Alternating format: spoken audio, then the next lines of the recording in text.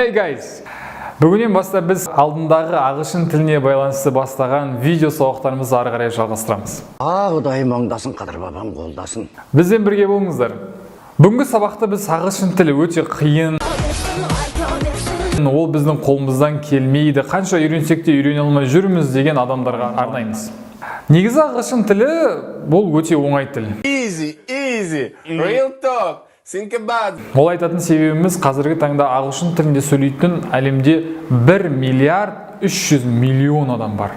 Сол 1 миллиард 300 миллион адамның тек 400 мыңы ғана ағылшын тілін өзінің ана тілі есебінде меңгерсе, біз қазақтар сияқты қазақ тілін меңгерген сияқты. Ал қалған 900 миллион адам оны екінші тілін есебінде немесе шетел тілі есебінде үйренген. Демек 900 миллион адамның қолынан келген нәрсе, ол сіздің қолыңыздан келмейді дегенге мен сенбеймін. Екінші мәселе. Ағылшын тілі әлемдегі өзінің сөздік қоры бойынша екінші орында. Онда шамамен қазіргі уақытта 700 мыңдай сөздер кездеседі.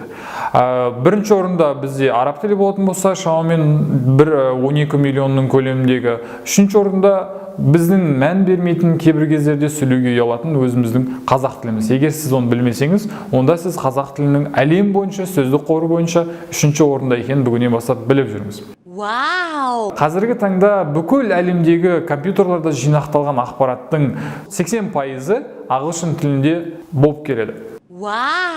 Яғни, бүкіл әлемдегі жаңашылдықтар, ашылулар, жаңалықтардың жартысынан көбі ағылшын тілінде пайда болып жатыр деген сөз. Демек, сіз әлемдік ақпараттардың негізгі көзіне жақын болу үшін, жаңа ақпараттарды жылдамырақ тезірек алу үшін ағылшын тілін білгеніңіз өзіңізге өте пайдалы болады деп ойлаймын. Балам, есіңде болсын. Қазіргі таңда ағылшын тіліне әрбір 98 минут сайын бір сөз еніп отыр. Демек, ол бір жылдың көлемінде тағы да 6000-ға жуық сөз ағылшын тіліне енеді деген сөз. Бұл да бір ағылшын тілінің өте тез, қарқынды дамып келе жатқан және бүкіл әлемге жайылған тіл екендігін көрсетеді.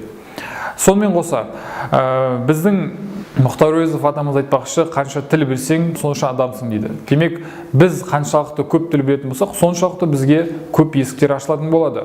Яғни, қазіргі біздің Қазақстандағы бар үш тілді білім беру болсын, немесе халықаралық алмасулар, яғни университеттер арасындағы баллон үдерісі бойынша, халықаралық DAT программасы бойынша, Erasmus программасы бойынша, яғни кез келген программа арқылы сіз шетелде білім алу үшін сізге ағылшын тілінен халықаралық сертификаттарыңыз болу тиіс. Ал сол сертификаттарды алу үшін сіз жүйелі түрде білім алуыңыз қажет. Яғни ағылшын тілін жақсы меңгеретін болсаңыз, сізде болашақта, жақын болашақта сіз өміріңізді түбегейлі өзгертуге, өміріңізде жақсы адамдардың, жаңа қарым-қатынастардың, жаңа білімнің пайда болуына өз үлесіңізді қоса аласыз. Егер сіз ағылшын тілін үйрене алмай жүрмін, қолымнан келмейді, немесе ол маған өте қиын деп ойлайтын болсаңыз, ол ойыңызды бірінші өзіңіздің ішіңізде өзгерткеңіз, өзіңіздің миыңызда өзгерткеңіз дұрыс болады.